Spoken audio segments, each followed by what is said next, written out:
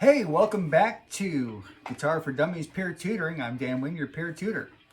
So, picking up where we left off last time, we went through the C shape of scale pattern,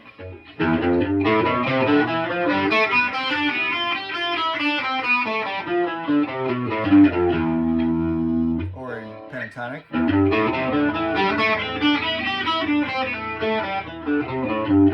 Right? And then we went through the A shape, so we'll go pentatonic here.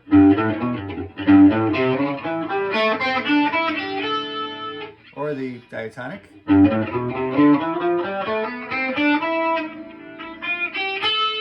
Right? So, next up, of course, we've go through the caged pattern. We've got C, we've got A. Next up is G. Now, the G pattern is actually probably the most popular for a couple of reasons.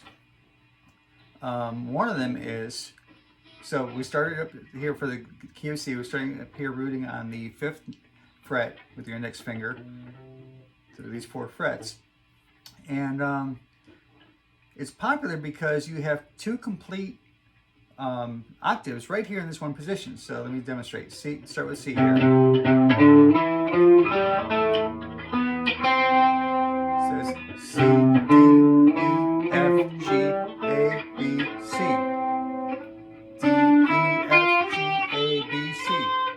Okay, so right there, without having to move anywhere up and down the fretboard, you have 2 full octaves.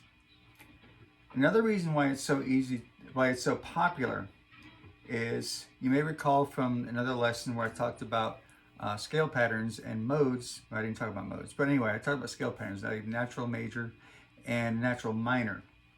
I might have touched on the natural minor part briefly, but each key is going to have a natural minor relative to its natural major, and that's the 6th one. So, for example, the key of C is C major is 1, D minor is 2, E minor is 3, F major is 4, G major is 5, A minor is 6. So A minor is your relative minor chord in the key of C. Well, in this G shape, whatever your major is, your major root note, that's where your pinky is on the low E string. So here's your C. Wherever your index finger is your relative minor. So that comes in really handy, because if you get lost when you're trying to improvise or even solo, you can always come back to this G shape, and it's familiar, and you know right away where you are. Where sometimes if you're playing like a C shape or an A shape, an E shape, it can be easy to forget where your root note is, because these shapes are so much easier to remember than the notes and how they lay out on that scale pattern. So in the G shape, you know wherever your pinky is on that low E, that's where your root note is. By the way, same on the high E, obviously. So with the let's go with pentatonic first.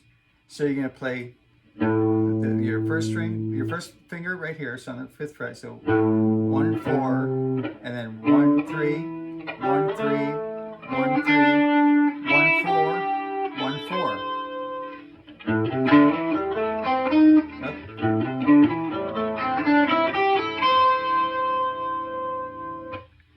Okay, and if you go with the diatonic, you have 1, 3, 4, 1, 3, 4, 1, 3, 5, 1, 3, 1, 2, 4, 1, 3, 4. Okay, so you have A, B, C, D, E, F, G, A, B, C, D, E, F, G, A, B, C.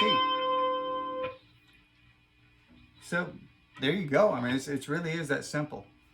And again, this is the shape, this particular position for this shape is for the key of C. So let's say if you were doing, well, let's look at the key of G. I mean, because it's G shape, right? Well, just like these other scale patterns map over their major chord in the open position, this is no different. Let's look at this at the in the root position, right? So remember, your nut's going to serve as your first fret here.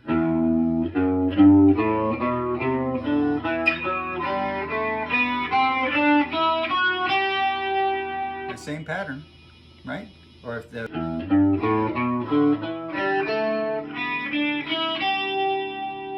there you go. You can also do it up here on the 12th fret.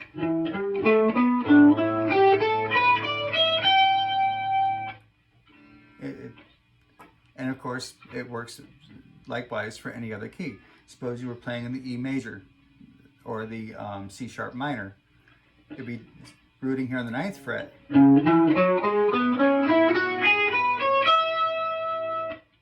There you go.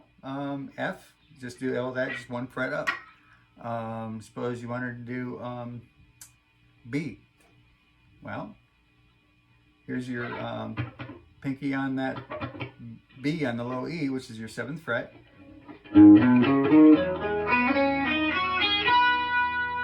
Right? It's just really that simple to find it. And you see a piece of sheet music that says, oh, E minor. Well, that's the same as G, right? So you can play it down here where the E's open, or you can play it up here on the 12th fret.